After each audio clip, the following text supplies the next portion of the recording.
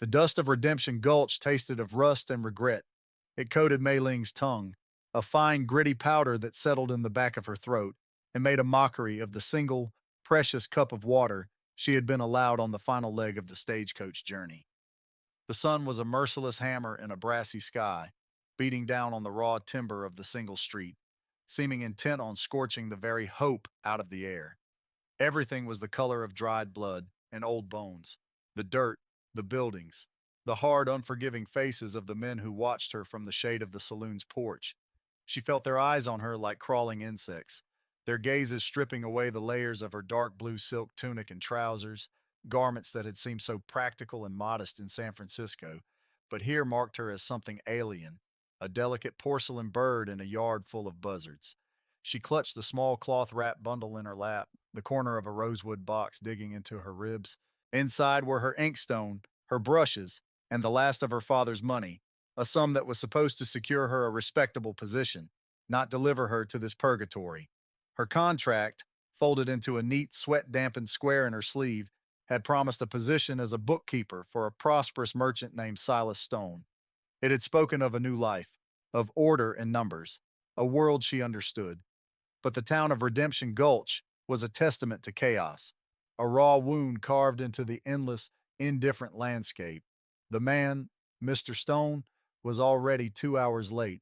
With every passing minute, the knot of cold dread in her stomach tightened. She sat on the hard bench outside the stagecoach office, maintaining a posture of serene stillness that was a lie. Inside, her heart hammered against her ribs like a trapped moth. She focused on the whirls of grain in the wooden planks beneath her feet, on the distant mournful cry of a hawk circling high above, on anything but the leering silence of the men across the street. Her father, a scholar who believed in the inherent order of the universe, had taught her that composure was a shield. Here, in this land of noise and heat, she suspected it was a fragile one at best. The air itself was a thick stew of stale whiskey, sweat, and desperation, and she breathed it in shallowly, as if it might poison her from the inside out. The arrival was not an event, so much as a slow materialization from the shimmering heat haze that distorted the end of the street. A horse and rider, initially just a dark, wavering shape, gradually resolved into a man. He did not ride like the swaggering men who stumbled from the saloon. He rode as if he were part of the horse, an extension of the animal's lean, powerful form. He moved with an economy that spoke of a life lived without waste. No wasted energy, no wasted motion, and she would soon learn, no wasted words. As he drew closer, she saw the details that the heat had blurred. He was tall, his frame honed to little more than bone and sinew beneath a dust-caked shirt and worn leather vest. His hat was pulled low, its brim casting his face in a deep shadow that seemed a permanent part of his features. He dismounted in front of the office, the motion fluid and silent. The horse, a powerful roan, stood stock still, its loyalty absolute. The man's presence seemed to suck the sound from the air. Even the jeers from the saloon porch across the street faded into a low murmur. He stood there for a long moment, his shadowed gaze sweeping over the street before finally settling on her. Mei-Ling felt that gaze not as a violation, like the others, but as an assessment, as cold and impersonal as a butcher weighing a cut of meat. There was no heat in it, no desire, only a kind of weary appraisal. He was not Silas Stone. Mr. Stone, the letters had described, was a man of commerce, round and florid. This man was carved from the harsh land itself, his face a roadmap of hard sun and harder memories, his eyes the color of a winter sky. He took a step toward her, his boots making no sound in the thick dust. He stopped a few feet away, the space between them charged with a tense, unspoken question. She forced herself to meet his gaze, her own chin held high, the shield of her composure firmly in place. He finally broke the silence, his voice a low rasp, like stones grinding together. The package for Stone. It was not a question. It was a statement of fact, a claim. Her heart sank. She was the package, the contract, the promise of a life. It was all a lie, a piece of paper used to wrap the goods for transport. She carefully withdrew the folded document from her sleeve and held it out to him. Her hand did not tremble. He took it, his calloused fingers brushing hers for a fleeting second. The touch was like striking a flint, a tiny, unexpected spark of warmth against the cold dread inside her. He unfolded the paper, his eyes scanning the elegant, flowing script of the broker in San Francisco and the crude, forceful signature of Silas Stone at the bottom. He barely seemed to register the words before folding it again and tucking it into his vest pocket. The transaction was complete. His wagon broke an axle, the man stated, his gaze fixed somewhere over her shoulder. I'm to take you to the homestead. This presented an immediate, terrifying problem. There was no wagon. There was only his horse and a pack mule tethered behind it. Her eyes darted from the horse to him, a flicker of panic finally threatening to breach her defenses. She had never ridden a horse in her life. The thought of being seated so close to this silent, intimidating stranger, of clinging to him for balance across this vast, unknown territory, was a new and profound form of horror. This was her first true test. She could protest, could refuse, could demand he find another way. But as she looked into the unyielding landscape of his face, she knew it would be futile. Protest was a luxury for those with power. Here, it was merely a display of weakness, an invitation for contempt. She gave a single sharp nod of acceptance. She stood, smoothing the wrinkles from her tunic, and picked up her small bundle. His eyes, for the first time, seemed to focus on her directly. A flicker of something, surprise, reluctant respect, passed through their wintry depths before the shadow fell again. He had expected a fight, tears, a woman's hysterics. He had gotten silent compliance. He gestured curtly toward the horse. The departure from Redemption Gulch was as quiet and unceremonious as his arrival. He swung into the saddle, then reached down a hand to her. It was a large hand, rough and scarred, a hand that knew only hard work and, she suspected, the cold weight of a gun. She hesitated for only a second before placing her own small hand in his. He pulled her up behind him with an effortless strength that stole her breath. She settled herself awkwardly, her bundle clutched to her chest, her hands hovering uncertainly, not wanting to touch him. The horse shifted, and she instinctively grabbed his sides to steady herself. His entire body went rigid at her touch. He grunted, a low sound of disapproval.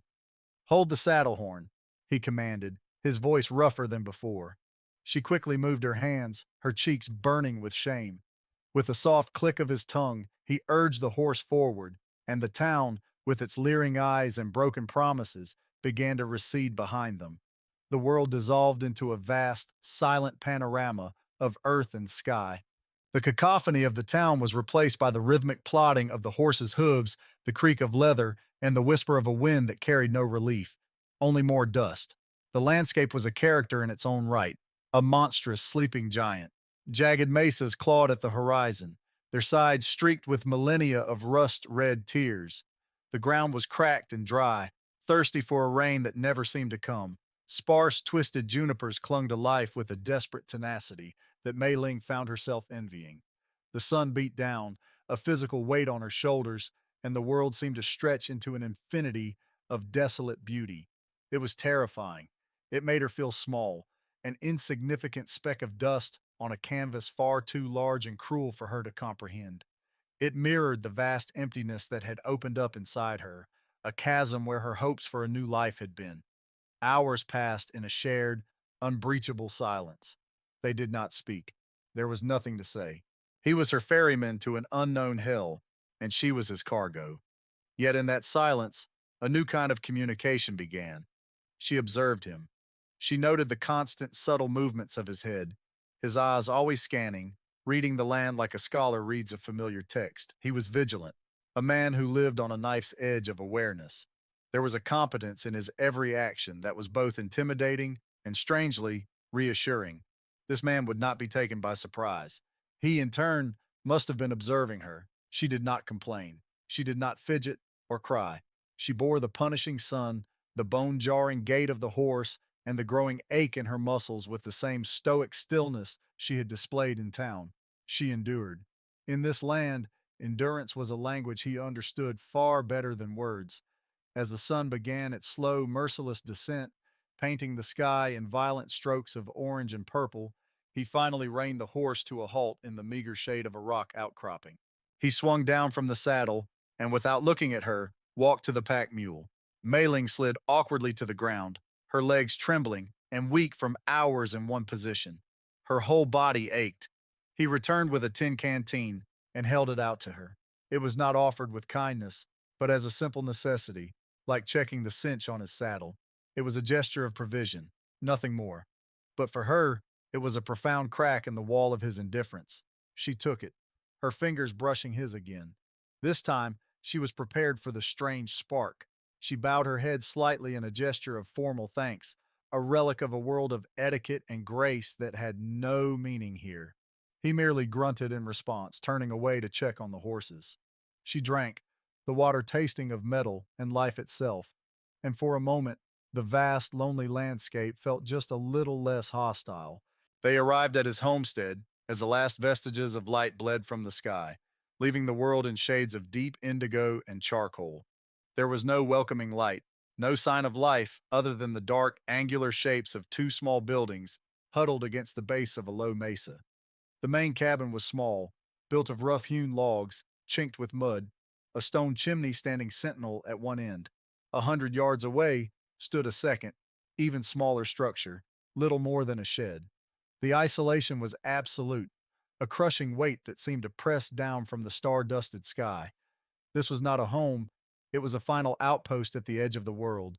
Any hope she had harbored for a community, for other faces, for anything other than this man and this desolate land, died a quiet death in that twilight.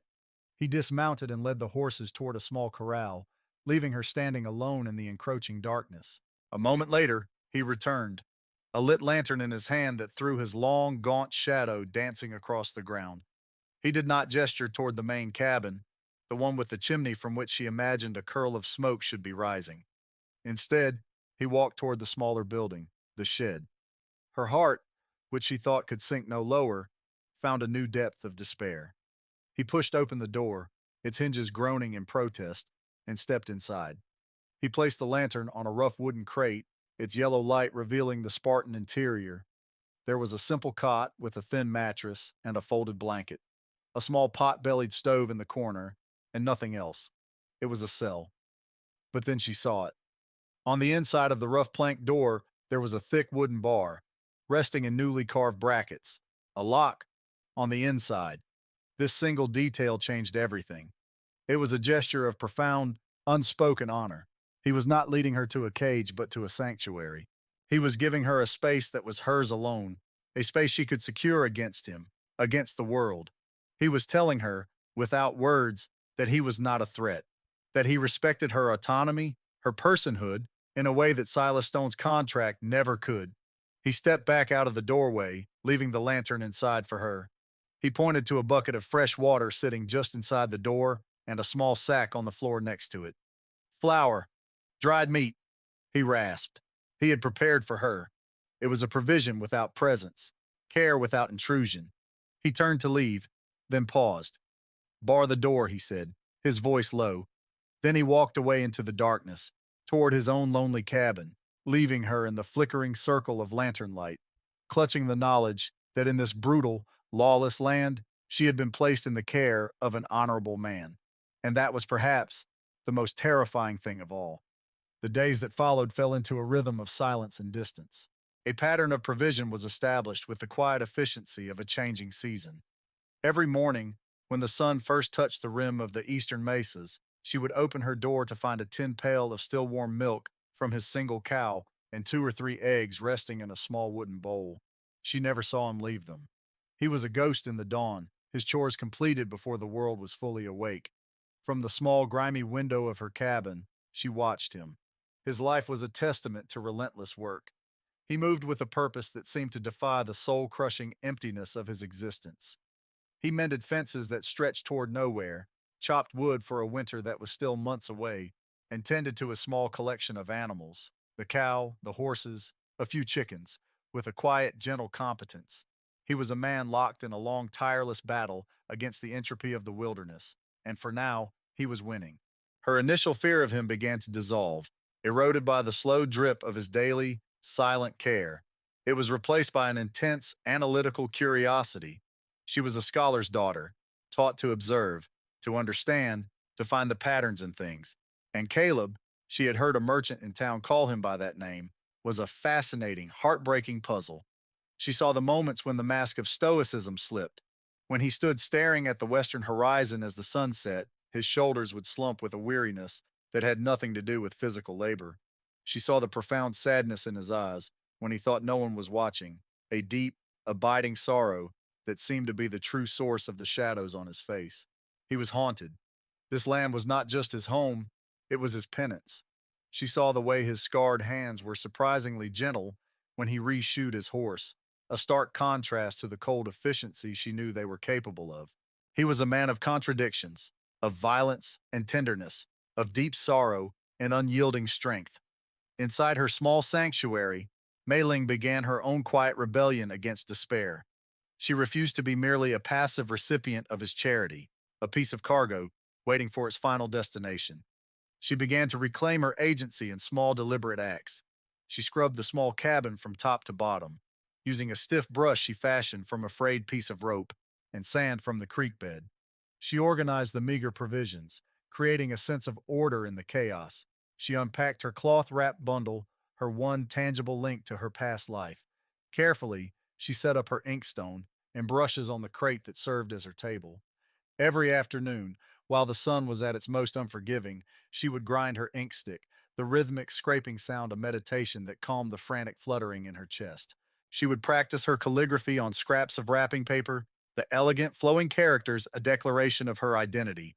She was Mei-Ling, daughter of Wei, a woman of learning and discipline. She was not just the package. She began to explore the area immediately around the cabins, never straying far, but far enough to discover the hidden life of the desert. She found tough, resilient plants with familiar looking leaves, herbs she recognized from the detailed drawings in her father's medical texts. She gathered them carefully, her fingers tracing the veins on the leaves, remembering their properties for healing, for soothing, for flavor. She was creating a life for herself within the small space he had allotted her, a life of purpose and quiet dignity. She was not just surviving, she was adapting, taking root in this hostile soil. Weeks bled into a month. The unspoken language between them had deepened, though they had still exchanged no more than a dozen words. He provided, she endured. He worked, she observed. It was a stable, if lonely, equilibrium, but it was not enough. She needed to bridge the 100 yards of dusty ground that separated them, to make a gesture that declared she was his equal in this strange, silent partnership. Using the flour he provided, she made a small batch of steamed buns, filling them with a mash of rehydrated dried meat and the pungent wild herbs she had gathered. The smell that filled her small cabin was the smell of her home, thousands of miles away. It was a powerful, painful nostalgia. That evening, as dust settled its cool purple cloak over the valley, she placed two of the warm buns in a bowl, covered it with a clean cloth, and walked halfway between his cabin and hers. She set the bowl on a large flat-topped rock that marked the invisible boundary between their worlds. Then she retreated to her cabin and watched from the shadows of her window. She saw him emerge from his house after darkness had fully fallen. He stopped, his silhouette stark against the star-dusted sky. He saw the bowl on the rock. He stood motionless for a long time, simply looking at it. She held her breath. This was a critical moment. He could ignore it, reject it as an intrusion. Instead, he walked slowly to the rock, picked up the bowl, and carried it back into his cabin. He did not look toward her window. The door closed, and he was gone. Mei-Ling let out a breath she didn't realize she had been holding. A tear, hot and unexpected, traced a path through the dust on her cheek. It was not a tear of sadness, but of a strange and fragile hope. She had spoken, and he had heard. The next morning, he did not leave the milk and eggs and disappear. He waited. He stood by the rock, his back to her cabin, watching the sun rise. He held something in his hand. After a long moment, she took a deep breath, opened her door, and walked out to meet him. As she approached, he turned. In his hand was the contract, the piece of paper that defined her as Silas Stone's property. His face was grim, his eyes holding an emotion she couldn't quite decipher. He walked past her to the small stone-lined fire pit near his cabin, where he cooked his meals. He knelt and, with a flint and steel, sparked a small flame in the kindling. When the fire caught, he stood up and, without a word, dropped the contract into the embers. They both watched as the paper curled, blackened, and turned to weightless, gray ash. The ink that had spelled out her servitude vanished into the clear morning air. The last of her bondage turned to smoke and disappeared. He turned to face her, the small fire crackling between them. For the first time, he held her gaze, and she saw not a cold, distant jailer, but a man burdened by a decision he had made long ago. "You are not property," he said, his voice low but clear, carrying across the silent yard. "You are free." He paused, his gaze sweeping toward the vast, unforgiving wilderness that stretched in every direction. "Winter is coming. The passes will be snowed in soon. It's dangerous to travel alone." He looked back at her. "But the choice is yours."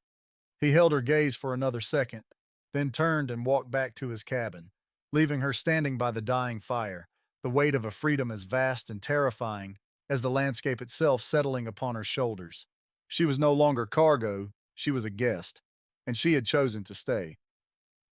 The first snows came early that year, a fine, dusting powder that turned the red earth a pale pink, as if the land itself were blushing. The fragile peace of their coexistence was shattered not by the cold, but by the arrival of three riders from the east. Mei-Ling saw them first, a trio of dark figures cresting the ridge, their forms stark against the gray, heavy sky. A cold knot of certainty tightened in her stomach. It was Silas Stone. She didn't need to see his face to know the swagger of the man in the lead, the way he rode his horse with a careless cruelty that spoke of a man who believed the world and everything in it belonged to him. She ran from her cabin to his, her feet slipping in the thin layer of snow. She didn't knock, but burst through the door. Caleb was cleaning his rifle at the main table, the parts laid out on an oilcloth with meticulous care. He looked up, his eyes immediately losing their distant, haunted look and becoming sharp, focused. He had seen them too. "Get your things," he said, his voice flat, devoid of emotion. "Everything you need. Bring it here." There was no time for questions. She ran back to her small sanctuary, her heart pounding a frantic rhythm against her ribs. She grabbed her cloth-wrapped box of brushes and ink, the small collection of dried herbs, and the spare tunic her father had insisted she pack. Her world, her small, ordered space of reclaimed dignity, was being dismantled. She was being forced from her sanctuary into his. The 100 yards of carefully maintained distance was about to be erased by violence. When she returned, he had already reassembled his rifle and was checking the action on a heavy revolver.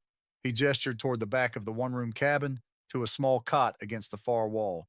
"Stay away from the window." The riders were closer now, their voices carrying on the thin, cold air, coarse and loud. Caleb moved to the door, his rifle held loosely in one hand. He stood just inside the frame, a silent, unmovable obstacle. Silas Stone, a portly man with a face made florid by whiskey and greed, reined in his horse a few yards from the cabin. The two men with him were cut from a different cloth, lean, hard-faced men with guns tied low on their hips. They were not ranchers. They were killers. "Caleb, I've come for my property," Stone boomed, his voice oozing a false heartiness. "Had a feeling you might get confused about the terms of our arrangement. Now send the girl out, and we'll call your debt paid." Caleb didn't move. He didn't speak. He simply stood there, his presence a quiet, absolute refusal. Stone's face darkened. "Don't be a fool. She ain't worth dying for. She's just a piece of freight." The word struck Mei-Ling like a physical blow. Freight. Property. Caleb's hand tightened on his rifle. "She's not for sale," he said, his voice dangerously low. Stone laughed, a short, ugly bark. "Everything's for sale, you damn hermit. I paid for her. She's mine." He nodded to one of his men. "Go get her." The world exploded in a cacophony of sound. The gunman spurred his horse forward, and Caleb's rifle cracked, the sound impossibly loud in the enclosed space. The man was thrown from his saddle as if struck by an invisible fist. Before the body hit the ground, the second gunman had his pistol out. Caleb had already dropped to one knee, firing his revolver, the shots methodical and precise. Splinters erupted from the doorframe near his head. He shoved the heavy door closed and threw the bar across it. "Get down!" he yelled, his voice a sharp command that cut through her fear-induced paralysis. She dropped to the floor behind the heavy wooden table as a bullet punched through the wall, showering her with wood and mud, chinking. The siege began. They were pinned down, trapped. Caleb moved from the door to the single window, peering through a crack in the shutter, his movements economical and deadly. He was a skilled fighter, a man at home in the chaos of violence, but he was outnumbered. Stone and the remaining gunmen were using the corral for cover, their shots tearing through the thin walls of the cabin. A bullet shattered the water bucket, sending a precious spray across the floor. During a brief, tense lull in the shooting, as the attackers reloaded, Mei-Ling crawled across the floor to where Caleb was kneeling. Her mind was surprisingly clear, the terror replaced by a cold, sharp focus. "I can shoot," she said, her voice steady. He glanced at her, his eyes narrowed in disbelief. In that moment, he saw not a fragile porcelain doll, but the determined, steel-willed woman who had endured the journey without complaint, who had made a life for herself in a desolate shack. She pointed to a long rifle resting on pegs above the cold fireplace. It was older than his, its stock a dark, polished wood, lovingly maintained. He hesitated. That rifle was a sacred object, a relic of his past he never touched. But as another volley of shots peppered the cabin, he made a decision. He scrambled to the fireplace, took down the rifle and a powder horn and pouch, and pushed them across the floor to her. "Can you load it?" he asked, his voice tight. She nodded, her hands already moving with a shocking, practiced familiarity. She poured the powder, seated the patch and ball, and primed the pan with a series of swift, efficient motions that left no room for doubt. She was not lying. "Take the back wall," he commanded. "There's a knothole. They'll try to circle around." She crawled to the rear of the cabin, the heavy rifle feeling perfectly balanced in her hands. She found the small opening, a perfect dark circle that gave her a view of the ground behind the cabin. They settled into a new, deadly rhythm. They fought as a team, a single four-eyed organism. He would draw their fire from the front window, and when the gunman foolishly broke cover to get a better angle, she would be waiting. The crack of her long rifle was sharper, higher pitched than his. The puff of white smoke from the knothole was the only sign of her presence. The gunman cried out, a sound of pained surprise, and fell. Now it was just Stone. He was enraged, terrified, firing blindly from behind the water trough. The sun was beginning to set, the light failing. In the quiet, vulnerable space between gunshots, with the smell of sulfur and blood thick in the air, Caleb looked across the small room at her. Her face was smudged with gunpowder, her eyes bright and fierce. She was magnificent. He saw not the ghost of his past, but the fierce, resilient woman who had just saved his life. He saw his future. When Stone made a final, desperate run for his horse, Caleb's rifle and Mei-Ling's fired at almost the exact same instant. The greedy man who saw people as property fell in the snow and did not move again. Silence descended, heavy and absolute. The aftermath of the violence was a ringing in their ears and the acrid smell of burnt powder. The immediate danger was gone, but the world had been irrevocably changed. The emotional walls they had so carefully constructed had been blasted to rubble, along with the cabin walls.